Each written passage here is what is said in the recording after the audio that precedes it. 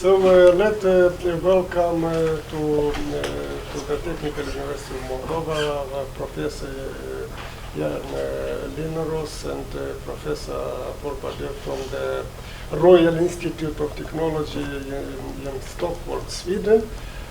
So they succeeded to reach Moldova yesterday late afternoon, let's say in the evening. There was the flight from Stockholm to Warsaw was cancelled, and so they succeeded to take another flight and reach Chisinau via Kiev. Yes. Yes, and so welcome to the Technical University. We will be, of course, are very happy that you succeeded to come and to present. We will have the possibility to present the lectures today. We hope that some students, it's of course Saturday, and some students maybe are late, but hopefully they will approach in the meantime. So I would like just to note that we have today lectures from 9 to 10:30. After that there will be a coffee break, and after coffee break the lecture will continue. That means you have the possibility to attend, to put questions. The lectures will be registered on so you see the video camera here, and you will have the possibility to watch again. The material will be uploaded on the portal of the NanoMedTwin project. And so I would like to welcome also the rector of the Technical University, Professor Viorel Bostan. And so I then will ask him to say a few words to welcome you. So you have the floor. Thank you, Mr. President, and welcome to the Technical University of Moldova. We are very glad to have you here, and we are very thankful for your eagerness to share the knowledge and your experience in this important area.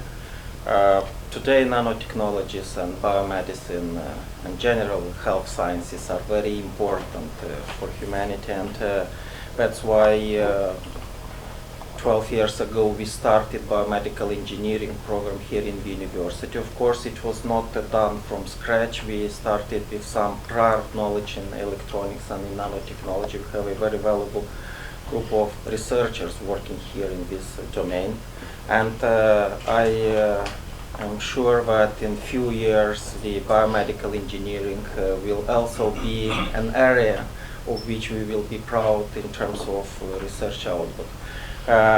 KTH for us is not something unknown. We have prior projects with your institution.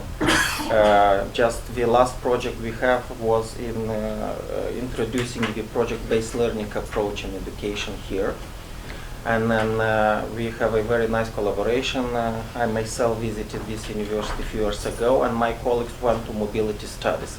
And let me add also, you have a wonderful group of people in education working in KTH who came here and organized several very useful seminars for our professors.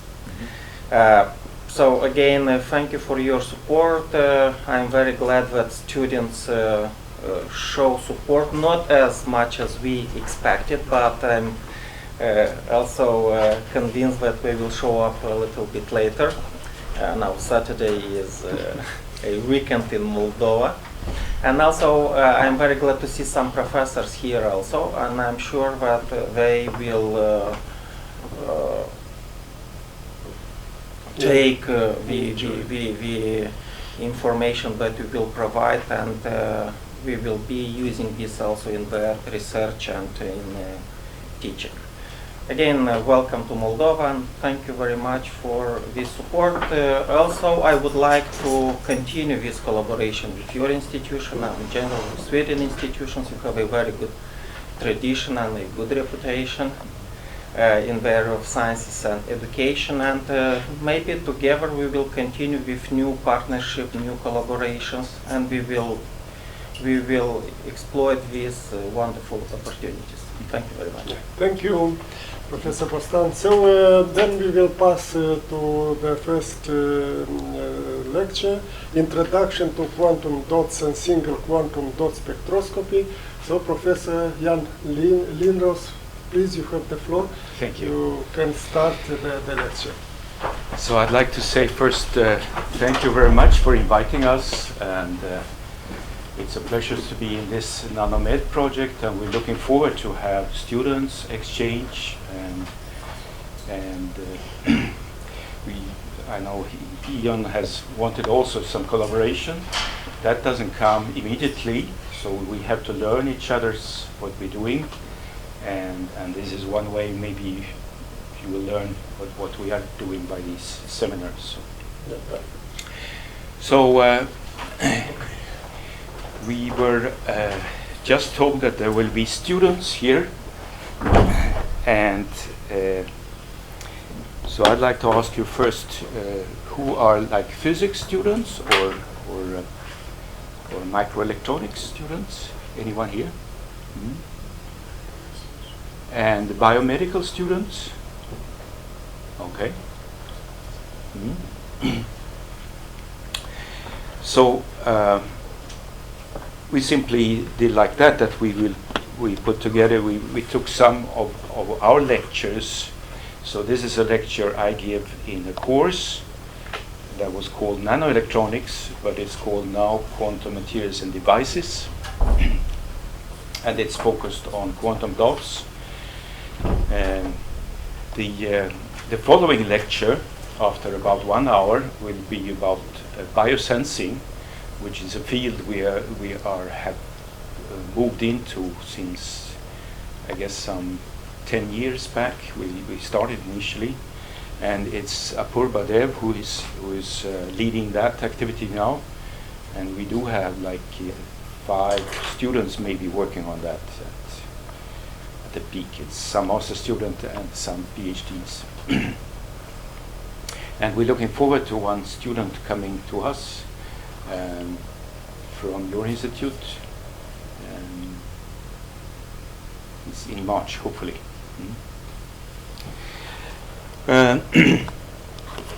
Yes, so this is a lecture about quantum dots, and we have had a sorry, it's yeah. So we have had activities in quantum dots now since yes, more than 20 years, I guess. So quantum dots was something that there was a lot of research in the, let's say, 1980s, 1990s, and so forth. Still being done, but it's not as it's not such a hype about quantum dots anymore, and a lot has been discovered. What I'm showing here is actually our attempts to make silicon quantum dots. So this is a silicon wafer that we have done e-beam lithography on, and we then plasma etching, and we're doing this kind of pillar structure with the idea that this would be a quantum dot. So I mean, the blinking here is just artificial. I put it there just to illustrate how it could be looking. But first I wanted to give you a glimpse from Stockholm. So this is hope you know where Sweden is on the map, and we are a kingdom still, and so we have a king and a queen. We have a castle. They don't live there. They live in another castle right now. We have an old medieval city at the city center. KTH is looking like this. It's about 150 years old, or a little more. So this is KTH stands for, this is Swedish, Kungliga Tekniska Högskolan. It means Technical University of Stockholm. So this is the main campus where we are actually teaching. So yeah, this is the city, and main campus is, so this is the old city, the castle, and main campus should be somewhere here. Oh, actually, I need to round it on this side. But we are located in Kista, and Kista is like like the IT industry of Sweden, located. So there are some like 70,000 people working here, and the main company, do you know which that is? It's Ericsson. Maybe it's heard, but nowadays you hear more from Huawei than Ericsson, I guess, worldwide. And we have a clean room laboratory, as you see here. Yes, I should use this one. So these are the people that have been engaged in the quantum dot research. So this is Ilya Sushugo, who is associate professor in my group. Federico Peber, a student, and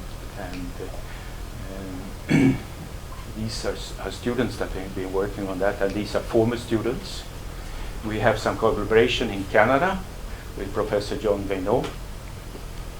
We have had long collaboration with John Valenta at Prague University, and lately we also collaborated with some, Alex Unger is a famous theoretician of quantum dots, among other things.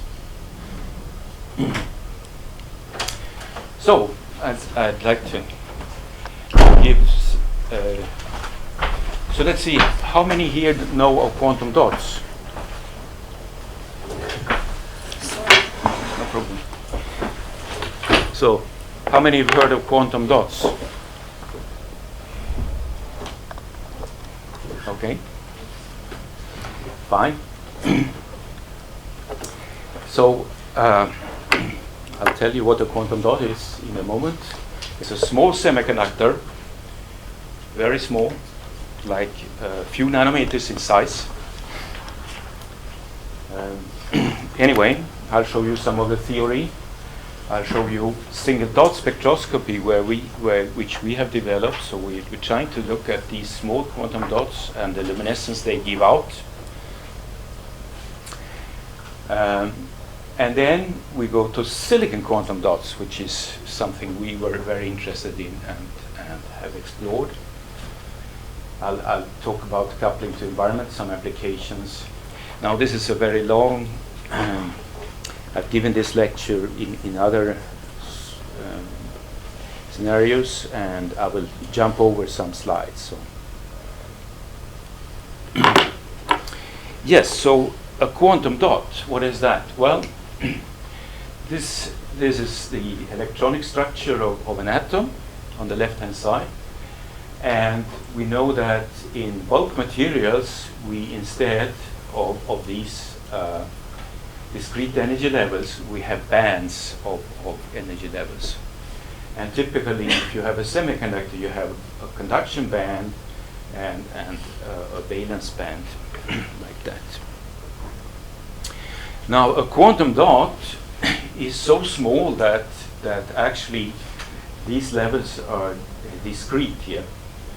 And so the quantum dot is called an artificial atom because these energy levels mimics the energy levels in free atoms like that. And that means that you can have, as you know, in atoms, they emit light. If they emit light, it's a very sharp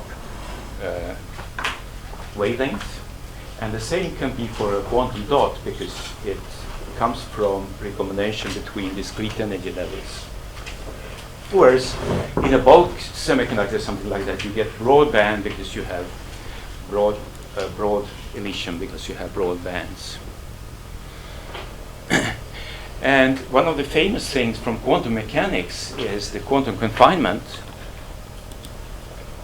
which works like that. So if you think of a box with an electron in, so if you shrink the size, you will get by the quantum mechanics, you will get an increase of the energy levels like that. So that's what makes it interesting, because then by the size, you can make very different emission from these quantum dots. And that's typically shown here, where you have, I guess it's cadmium selenide, quantum dots dispersed in a liquid. And these are the largest one, 5 nanometer. But as you shrink the size, the emission gets more to the higher energies, meaning blue energy. So, and this can be observed in the spectra then you measure from these quantum dots. And this is a graph showing how it works for different semiconductors. So, for instance, you have gallium arsenide here, which is a well-known light-emitting semiconductors used for lasers. Maybe not for this one, but cadmium selenide is another one. We have silicon here. So this quantum confinement typically happens then at about 10 nanometers or below.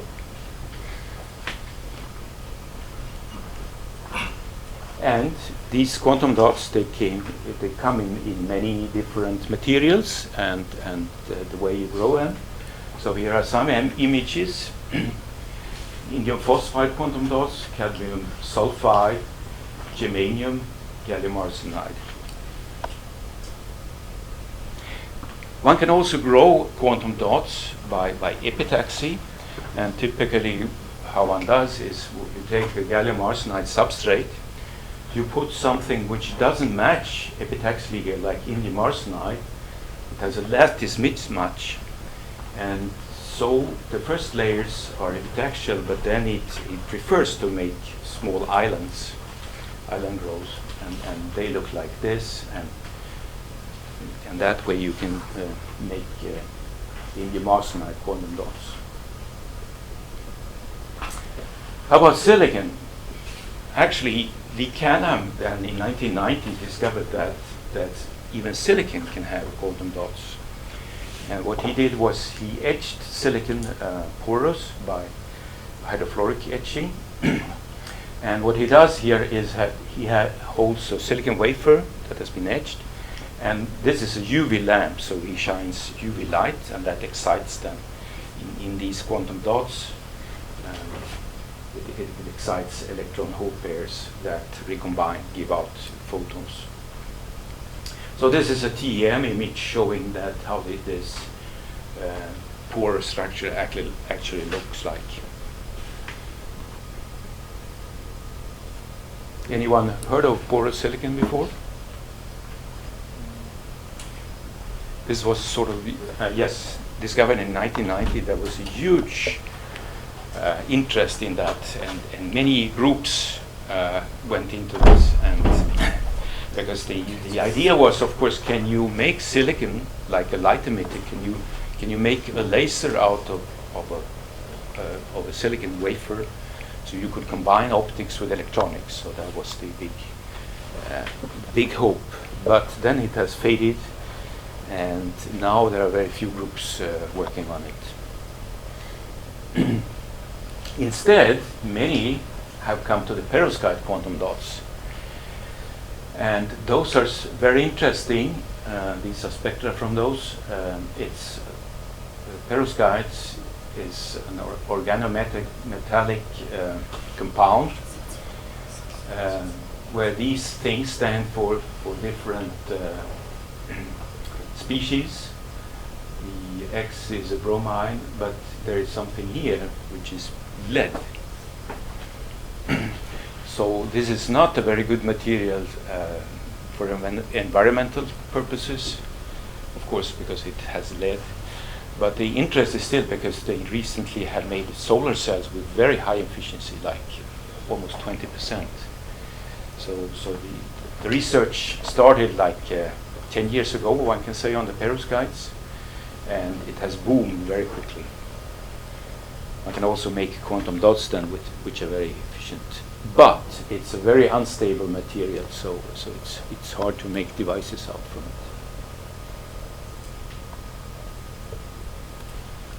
Okay, so this is this is the lecture I give for my students. So I give them some theory also, and a quantum dot can very easily be seen as a spherical particle, spherical semiconductor, and you have boundaries here, and you simply solve the Schrödinger equation here. So you apply the Schrödinger equation here, and you have this boundary condition. So I will not go into the theory. It results in some functions here which are well known, spherical functions, and eventually, yes, here you maybe recognize then the Schrödinger equation. Eventually, you come up, you get energy levels then, and these energy levels. So you have 3 quantum numbers, and it's like that. That confinement in one dimension gives you 1 quantum number, because the wavelength, the particle wavelength, has to satisfy the boundary condition, so it must be 0 at the ends. So that gives you 1 quantum number. If you confine in 2 dimensions, you have 2 quantum numbers, and for 3-dimensional confinement, you have 3 quantum numbers. So this is the main quantum number. Here is L, which is the orbital quantum number, and then you have M, which is only if you have a magnetic field. So this exactly mimics the when you solve the Schrödinger equation for an atom, but the potential is slightly different in shape. So that ends up then in quantized levels like this, and since this is a semiconductor, so you have both these levels in the conduction band as well as in the wavelength band, in the valence band like that. And usually when you excite quantum dots, then you only excite them at the very lowest levels here. And just like the atomic shells, you have 2 in the first spherical S shell, and then comes 6, I believe, in the next, and so on. 6 states. One thing, in a quantum dot, you excite electrons from the filled valence band up to the conduction band. Now, these are charged because it's an electron and a hole, so they really they form a pair with a slightly lower energy. That's something you have to keep in mind. Yes, this is an illustration then how these are called excitons, and in the semiconductor you have like an exciton radius. That's the preferred bound state, but you can make quantum dots which are even smaller, so that looks something like that. And this is called weak confinement, and this is called strong confinement.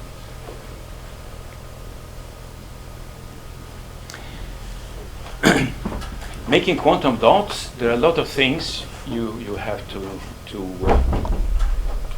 deal with, and one is, of course, we have seen now that you can make quantum dots of a very small semiconductor, but what happens at the edge like that? Well, in a bulk material, you have recombination at the surface. So that happens if you take a silicon wafer, for instance, you excite electron hole pairs. All of them would recombine at the surfaces because they will diffuse up to the surface or to defects. So that would happen in a quantum dot also. And the way to avoid that is to put like a shell which has a higher band gap here, so that these are repelled at the edges like that. And typically, so these are made from cadmium selenide, and you put something which has a higher band gap on top of it, like zinc sulfide, I guess. We've been working on silicon, so here you see a silicon nanocrystal. You probably can see the lattice fringes here. It's a fairly large nanocrystal. And what is at the surface here is an oxide, and oxide has a very high band gap. Now, what happens if you excite electron hole pairs in a quantum dot? Well, if we compare with the normal semiconductors, if you have defects, there will be very instant recombination of defects. But if you have lots of quantum dots or nanocrystals, then you can think of that you're shielded from the defects, and some of them are perfectly, so you get a very high emission yield from them. So in a quantum dot, you can have, well, in all semiconductors you can have defect recombination. You can have heredity, and often when you want, well, that's what you want to use the quantum dots for the light emission. So you would like this. If you excite too much, you will have Auger recombination, which is like electron hole pair recombines, but gives energy not to a photon, but to another carrier.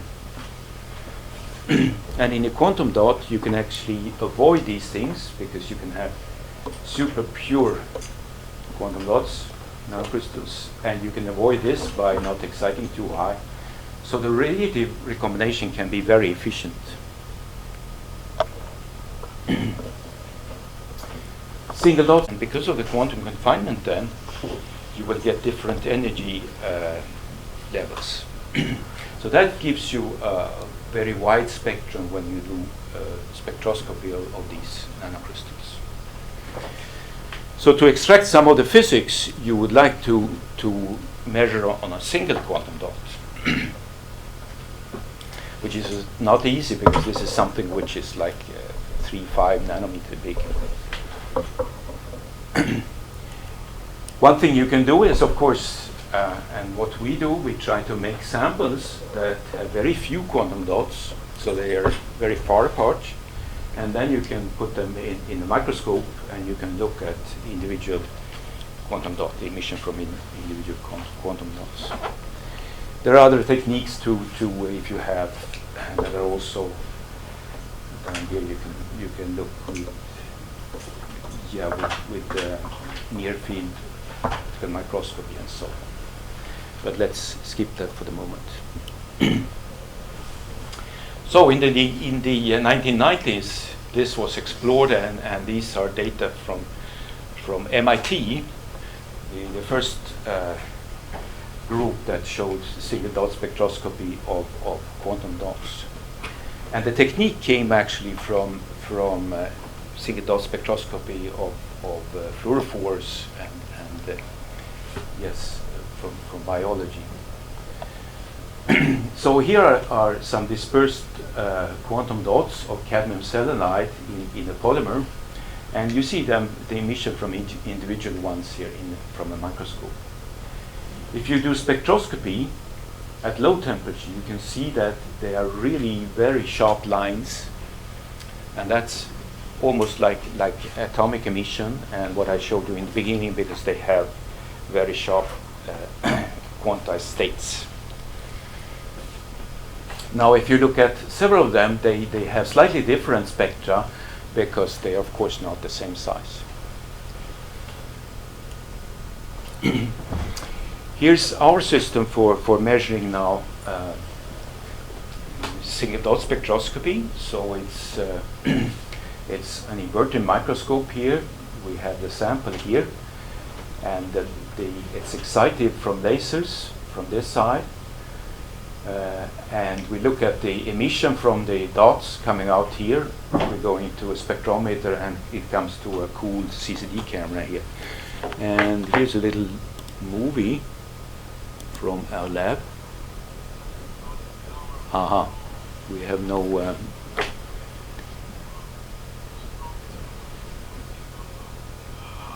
objects, single particles. So here we have an inverted microscope, size microscope. When we have mounted the sample on top, so the sample is upside down, and then we have there are no loudspeakers here. Depending on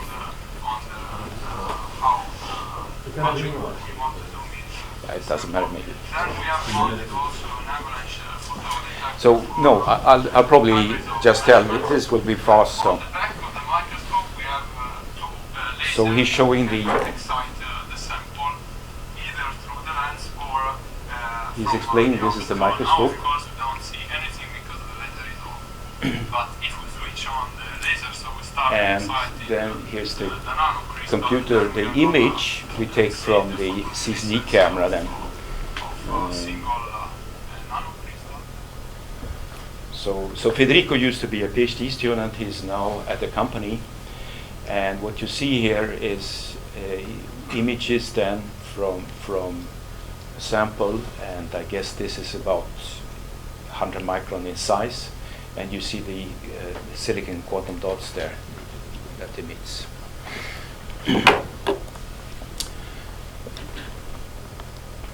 But I just want to show a glimpse from our laboratory. So that was this equipment. Okay, so if we go back, so this is then the primary light emission. Now, if we excite higher, so this is from a paper in Nature at 2000, year 2000. And here are, I think, indium arsenide quantum dots, and they look at single ones. And when they increase excitation here, as you see, from the beginning, at low excitation, one has the fundamental emission from the quantum dot. But when you increase, you can have both that, but you can also have higher energy emission. And that is because you're starting now to populate the higher energy levels, and so you have higher energy recombination. So here they have excited like up to 6 or 8 electron hole pairs. But remember that in the first state, like in an atom, in the S state, there are two possible states, 2 electrons. So even though you excite up to 6, 8 here, you just come to the second, which is the P shell. Yes, so we are occupying the first states here. Yes, so we were some of those that were very interested in porous silicon, and I thought that would give us luminescent silicon, and but we were very interested in the sort of the mechanism for that, because silicon is an indirect band gap. So that means that in K-space, the wave functions for the valence band, the holes and the electrons, they do not overlap. So there is a difference in K vector that has to be accomplished. And it simply gives you that the recombination with light emission is very unlikely. But apparently in porous silicon it was relatively high. So many speculated that okay, the porous silicon is probably silicon with a direct band gap, which would be fantastic. Then you could make lasers from silicon. But we tried to look at this. Wow. This is I have a lot of light here. This is of the sun. Yes.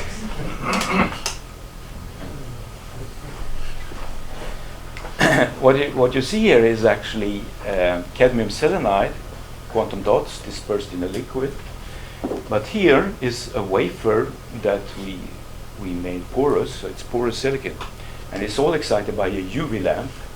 And what is remarkable here is that the sort of the light emission intensity is almost the same for the silicon as for these, which definitely have direct band gap quantum dots. So we were very curious about that and why it was like that. And since we have a clean room laboratory, we tried actually by brute force to make very small structures so that we could observe single quantum dots. And as the first title slide, I showed you the pillars there. And here is actually a TEM of such a pillar, and maybe we have a quantum dot here. And the way we do that is we etch out the silicon pillars, and then with silicon you have a good thing you can oxidize. So if you oxidize carefully, you can maybe keep some of the core left.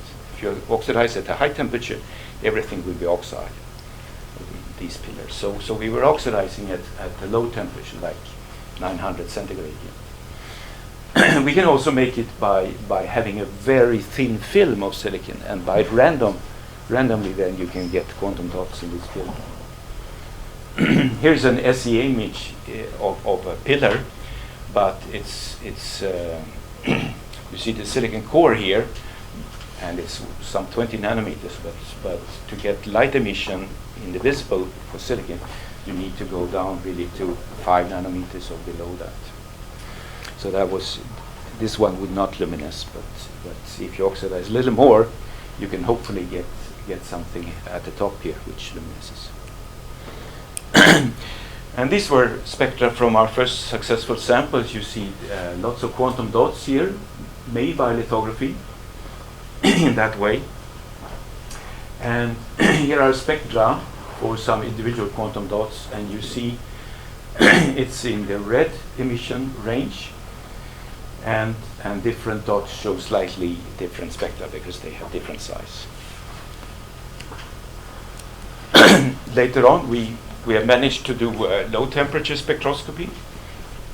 So this is at 12 Kelvin, looking at one of these dots. And then you see you can have a very sharp emission line from the silicon quantum dot. You have something here, and it actually matches perfectly the TO phonon in silicon.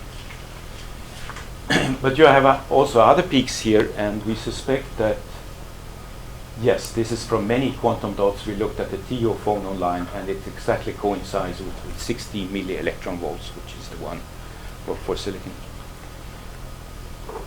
This one has very low energy, and we suspect that it's not a regular phonon, but it's an excitation of the whole thing vibrates like this. It's just a tentative exploration. And here is a sample, actually not the pillars ones, but a thin sample with which we have oxidized, and there are some sort of random quantum dots. You can see each of them here, and here are spectra taken then, and you see that there is a tuning of the emission wavelength, but it's all very, very sharp emission.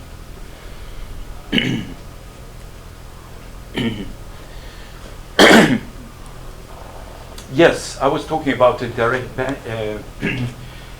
about the band structure of silicon, and in bulk silicon it's an indirect band gap, and that means that this is the wave vector difference then from the conduction band and the valence band that has to be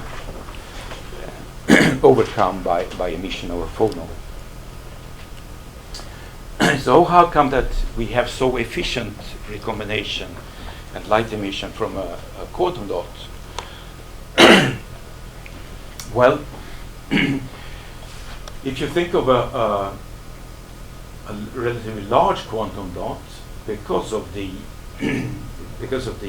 confinement, if you look now at Heisenberg's uncertainty derivation, if delta x is rather small here, delta p has to be rather large. So that means that there must be a large, relatively large delta p here for this emission. And as you go down in size, this becomes broader and broader, and so you have some overlap here at the edges among them, and you can sort of have a quasi-direct recombination between the electron wave function and the whole wave function. So this is our explanation, and in fact we can get very efficient recombination up to oh, thank you. As I will show you later on, up to over 50% at room temperature.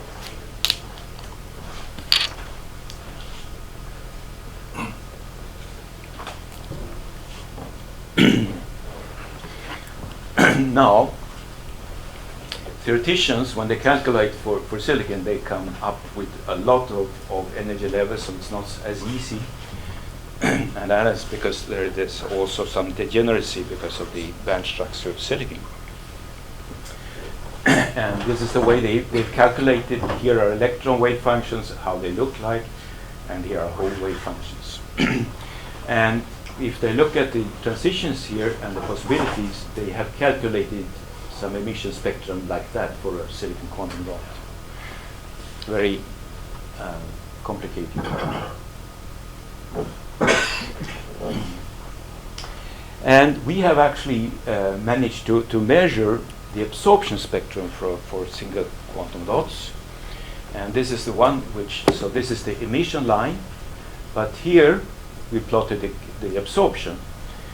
And so when we go to shorter wavelengths, we get the usual structure. But since we're looking at the single quantum dots, it has also some structure here.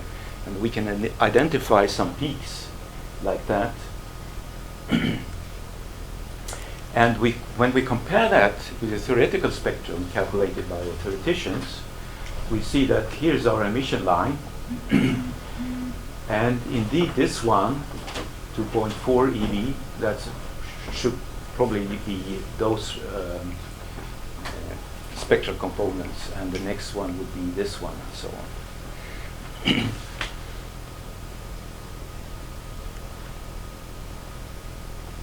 How many have heard of blinking?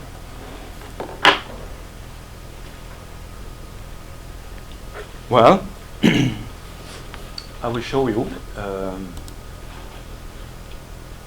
So here's a movie that we're taking with our CCD camera. Oh, it's to right here.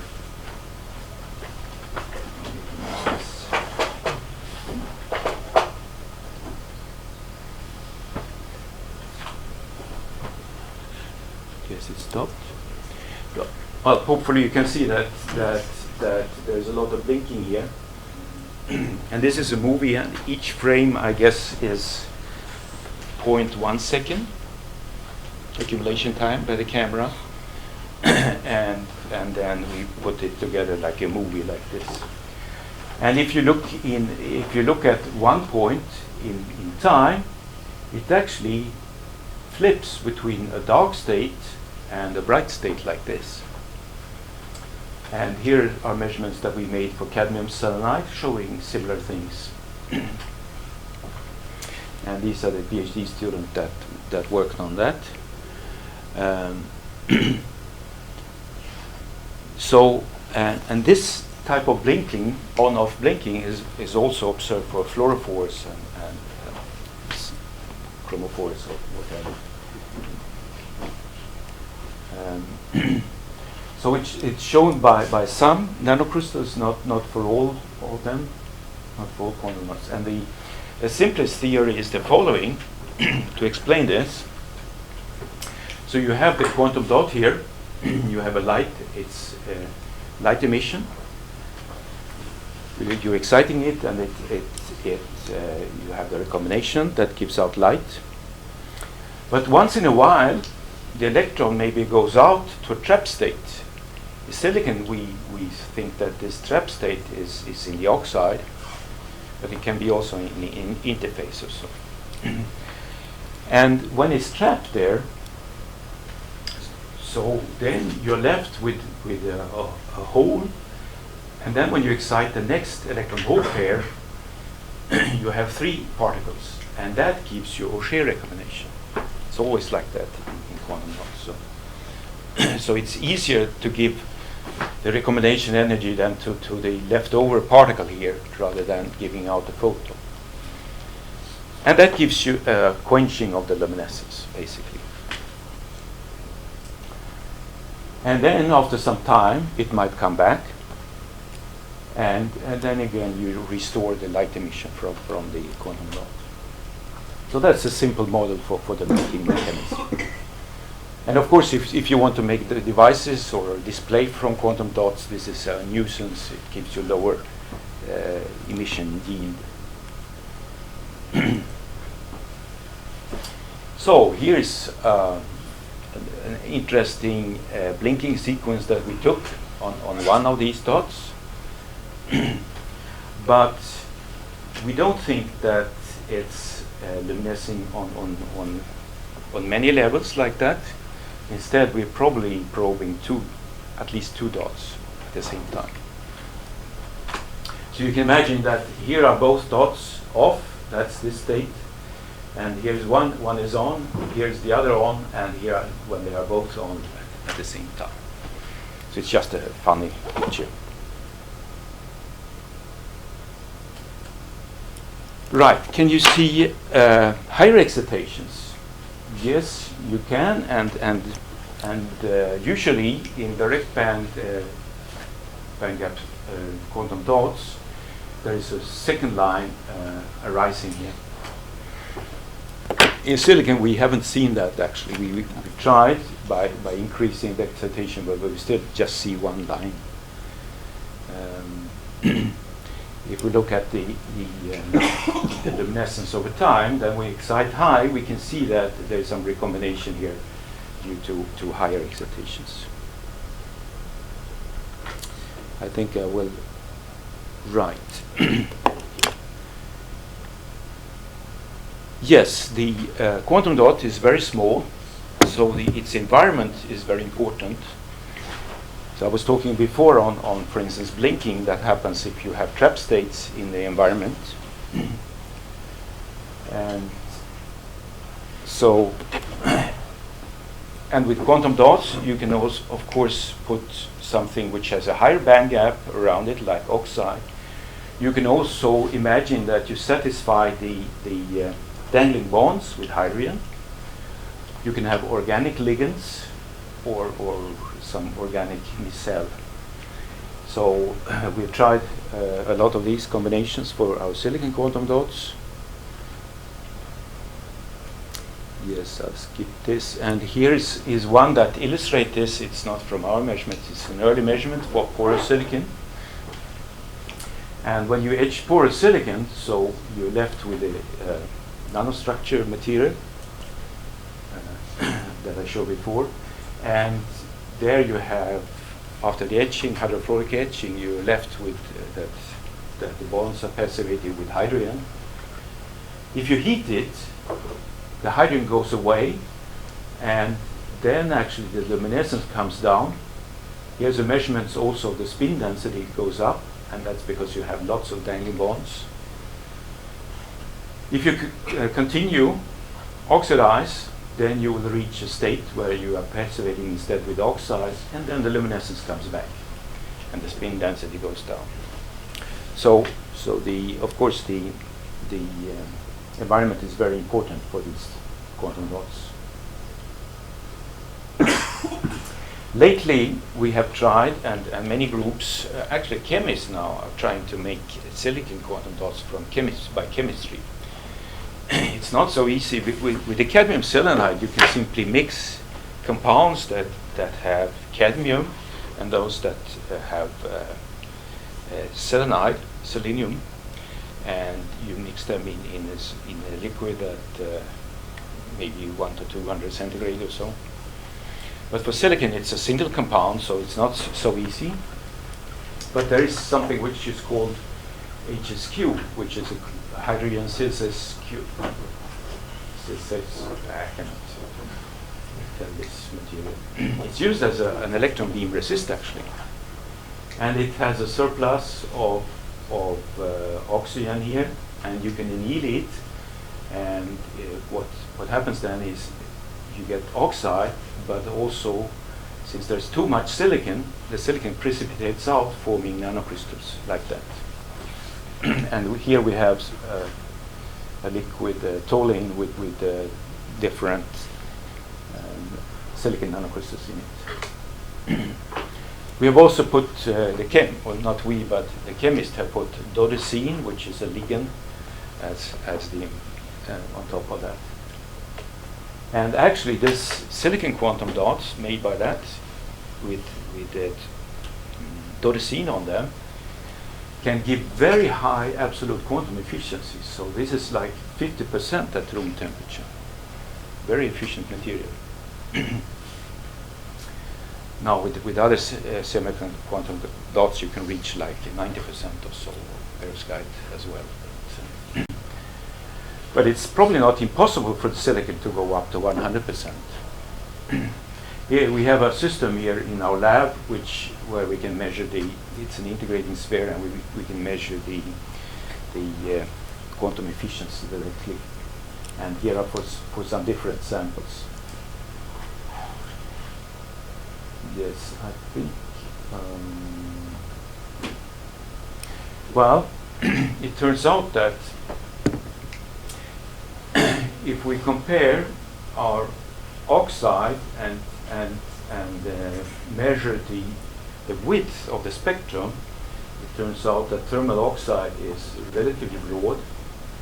With ligands, it's even broader, the emission spectrum, but in some cases we have achieved very narrow spectrum. So it's some kind of coupling of the light emission there to its surroundings. So that's also very important. But we cannot explain it exactly. Another thing due to the environment is if you have metallic structures around, and maybe you've heard of plasmonic coupling. And this is a sample that we prepared, so it has quantum dots here. We have etched by ICP etching in the clean room from the backside all the way down here, and what is left here is a membrane of this structure. And then we have, yes, metallized, yes, I think the metal was put from the back side on the back here. We're looking at this membrane from the front. This is optical imaging, and this is a membrane, so it actually there's some stress and it shrinkles like that. Then we look for the luminescence. This means we turn off the general light. We excite with the 405 nanometer laser, and we see the emission from quantum dots. And you see there is some, we have dots here, but we also have dots which are not on the membrane.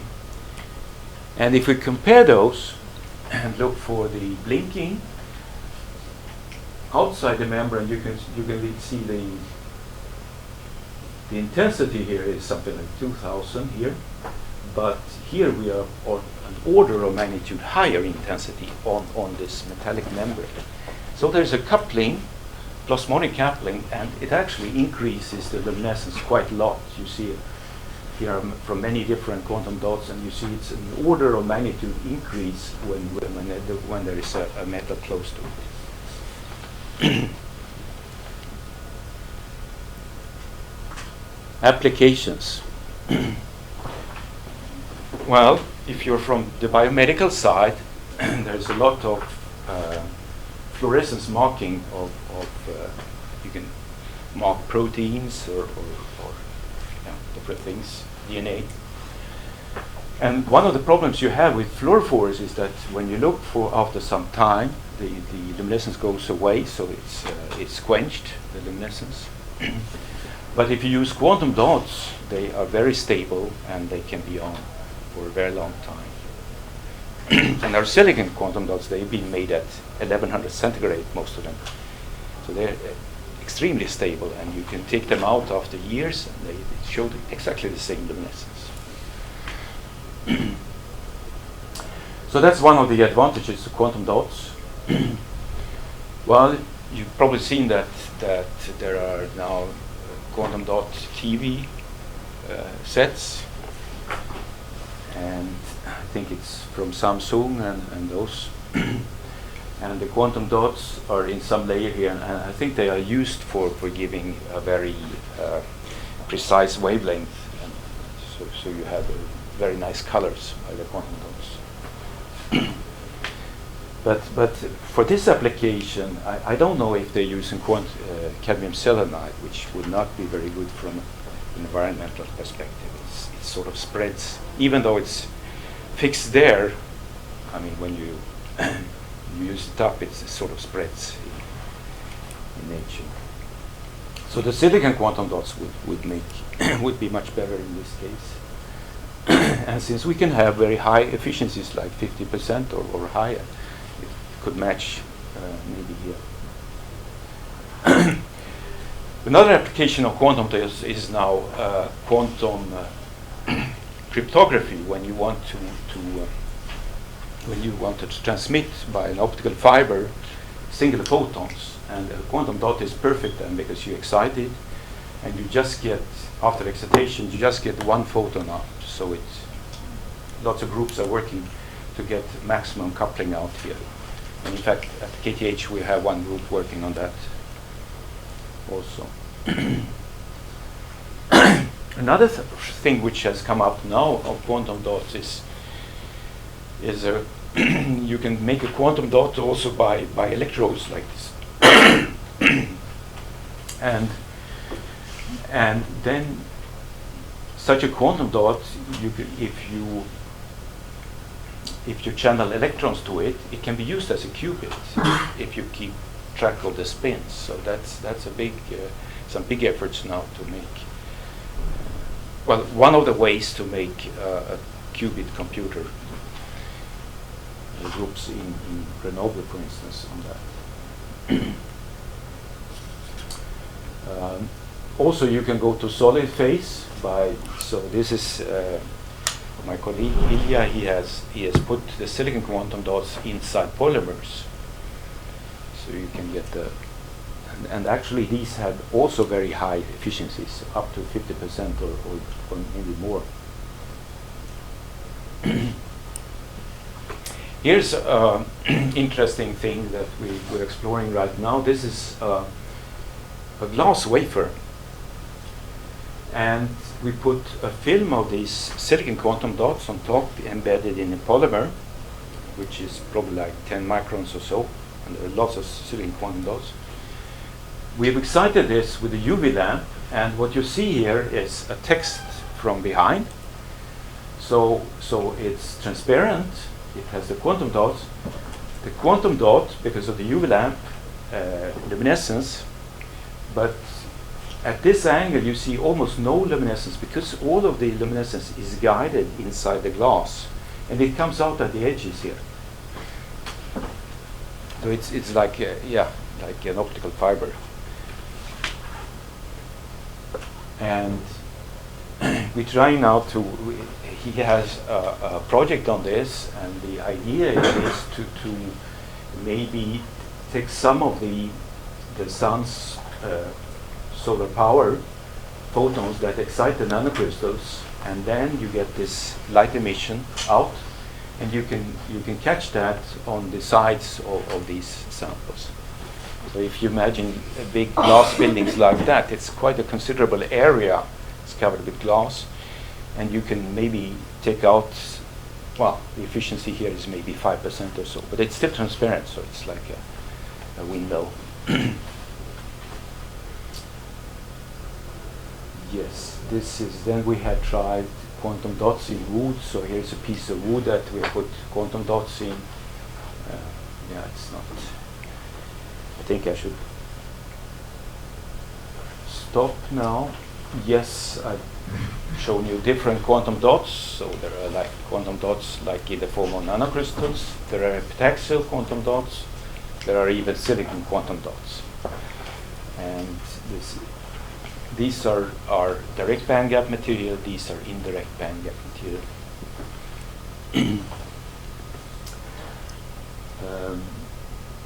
But yes, surface is everything. This is, and so this would look like. Like I showed you in the beginning, that they're different size. But this group, Viorel in Canada, they put different types of ligands on top of that, and that changes the emission color. So the surface is really important. Yes, that's it. Thanks for your attention.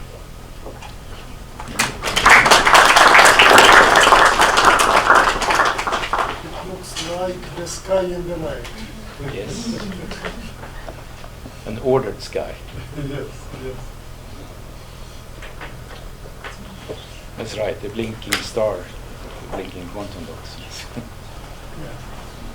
Well, questions, please. I would like to ask you about perspectives of porosilica, because there was a great big hope that Yes. porosilicon will enter the optoelectronics. Did you work on it as well, or? Yeah, but nevertheless, the expectations were so. I think that much more applications we have in probably in medicine than in optoelectronics. Your opinion? Yeah, right. Yeah. That's right, yeah. You mean like a porous material? Yes, like- yes. And biocompatibility is very good for porous. Yes, right.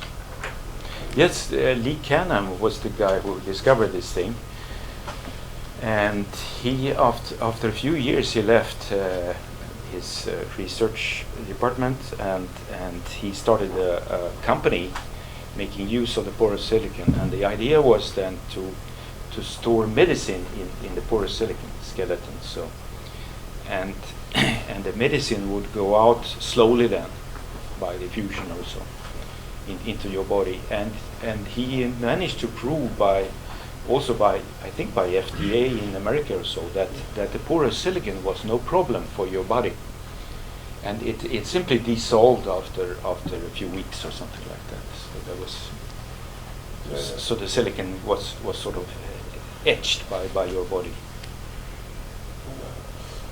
Well, maybe I will tell in Romania a few words. Deci siliciul poros a fost descoperit de profesorul Canham în 1990 și se aștepta că siliciu, care până acum este primul material în electronică, microelectronică, nanoelectronică, dar primul rând de ce? Pentru că este foarte ieftin, dar desigur că are și avantaje. Și iată, se aștepta că odată cu deci obținerea, descoperirea siliciului poros, o să creăm și optoelectronică, laser în bază la siliciu poros. Multe lucruri, desigur, s-au făcut, dar totodată așteptările care au fost foarte mari, până la urmă nu prea s-au aderit, dar în orice caz siliciu și-a găsit o nișă în medicină. Adică, iată, cum spunea domnul profesor Linnros, de exemplu, o capsulă din siliciu poros și avem deci, substanțe medicamentoase în această capsulă și capsula aceasta deci, o plasăm în orice parte a corpului, asta de acum e alte tehnologii care au fost elaborate și substanțele medicamentoase din siliciu poros încet, deci prin difuzie penetrează în țesutul siliciu poros se aștepta în general că o să aduc și un premiu Nobel, dar nu a adus, deoarece acel salt care a fost așteptat totuși nu s-a realizat, cu toate că aplicații multe ale acestui material sunt demonstrate și well, I would like also to ask you about porous germanium. Have you some information about applications of porous germanium? No, we never worked with that. No. The quantum dots in germanium are very difficult to make. I see. And we were interested in the quantum dots mostly. So. Well, we have dealt with the porous 3-5, actually with porous semiconductor compounds. And in this case, we demonstrated some interesting applications for nonlinear optics. Because the coefficients, nonlinear coefficients are very good for 3-5, for instance, but there is no anisotropy. Indium phosphide or gallium arsenide, no optical anisotropy. For phase matching, you also need anisotropy, and porosity can induce anisotropy. That means parallel pores, nanopores I mean, induces also an optical anisotropy. That means in case you have bulk material penetrated by parallel nanopores, and the dimensions of nanopores and the distance between nanopores are much smaller than the wavelengths of the electromagnetic radiation, that you have an optically homogeneous material. But at the same time, you have an induced optical anisotropy. Well, that's... Okay, have you any questions? Braniște, Tudor. Well, I'm interested about blinking. Okay. It's so why does it appear? How to explain it? Is it possible to play with frequency, maybe with the dimensions of the quantum dots, or with the intensity of the incident light, or I don't know, the material itself? Right. Yeah, we actually we thought of if we could control the frequency of the blinking, that would be very interesting. But it's not so easy to control it. We believe that for the silicon quantum dots, it's the oxide is known to have trap states, so we think that the electron comes out there. And one of the interesting things with the blinking is that it's totally dependent on what time scale you're looking at. So we believe that, I mean, we cannot measure below 100 milliseconds, because then we don't get enough light from a single quantum dot to see this blinking. But probably it blinks much faster, maybe microsecond range. Who knows? This electron goes out of the trap state very, very quickly like that. And if we would measure, I mean, if we would have the patience to measure light for a week or a year, we'd probably see blinking at those frequencies as well. So I mean, it's just a random process going to a trap state. But for the longer time scales, probably the distance to the trap state is longer, so that it's more unlikely to go in there and more unlikely to come back. And it seems not to be dependent on the intensity of the incident light. Yes, it's slightly dependent on that, it seems like, yes. So when we have multiple excitons, then probably it increases. It turns out that for silicon quantum dots, we have this excellent, very sharp transitions like that. For the cadmium selenide, it looks more jumpy, not so clean. And yeah, that's probably going, it's probably on a shorter time scale in that case. Yeah, you see, the interesting story is that at the beginning of 90s, there was a big hope that actually porosilicon will solve many problems related to light-emitting diodes of any color, red, green, blue, and so on, just depending upon the dimensions and so on. At that time, at the beginning of 90s, for instance, materials that could solve the problem, had been considered not promising from technological point of view. Gallium nitride, for instance, because it was studied in the 80s, and by end of 80s, most of groups in the world stopped to deal with gallium nitride. Because it was considered non-technological. That means very complicated technology and so on. And how it developed actually, gallium nitride, starting from 1990, probably middle of 1990s. So the gallium, there was the first light-emitting diode, blue light-emitting diode developed. Nokia started the production of the LEDs based on nitrides. And ended in 2014, Nakamura and two colleagues got the Nobel Prize. While porosilicon went to medicine mostly. So I mean, just if we compare the two. But we believe that still, I mean, the efficiency for silicon quantum dots could be very high. And the indirect band gap is not so important when you look at displays or that.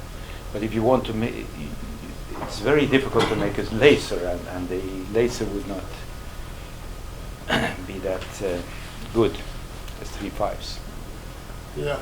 But for display and also for, we're thinking also another application would be for imaging of in biology, like markers. Fluorescent markers could be also an application. Also in biology, imaging, when you have this biological or antivirus, they multiply with cells, right? And when we have a certain amount of quantum dots, they will remain the same, and the cells will continue to divide, and during that time we will also lose the intensity. But not in the living cells, but in tissue, just in tissue, to mark these cells that with these fluorescent quantum dots. Living cells are divided, but to study to see the tissue that is not living, is fixed. Okay. And I would like to ask about cadmium quantum dots. It is another material that also can be used in marking the cells or other biological. Yes, the cadmium selenide, I mean, that's the main quantum dots explored because it's easy to make and it's very relevant properties and so on. But it's somewhat toxic, whereas the silicon would not be toxic. But you were asking about the use of it, or? They're using another material, not the cadmium selenium. Maybe it is another material, quantum dots, to use to mark fluorescence these cells, proteins. Indium phosphide, maybe. Indium phosphide is also used. But it is used now in medicine, in biology, or it is just a study. The question, what kind of dots would be the best to be used in biology, to mark cells and so on and so on. Because cadmium selenide, well, they are good but toxic. Yeah. Right. It means not good. Yeah. Sure. No, indium phosphide, I guess, would be maybe. You can buy those from is it Sigma Aldrich company? We bought a set of quantum dots dispersed in a solution. But they have different colors. They chance in different colors. Yes. It depends on size. Yes, or composition also they have. Solid solutions. Yeah, well, these are quantum dots dispersed in a liquid, so. I see. No, but you mentioned that you can also modify the composition. That means, in fact, solid solutions. Yes, indium, gallium phosphide. Yes, something Of like course. that. Yes, Deci, dimensiunile, desigur, că tot joacă un rol foarte important.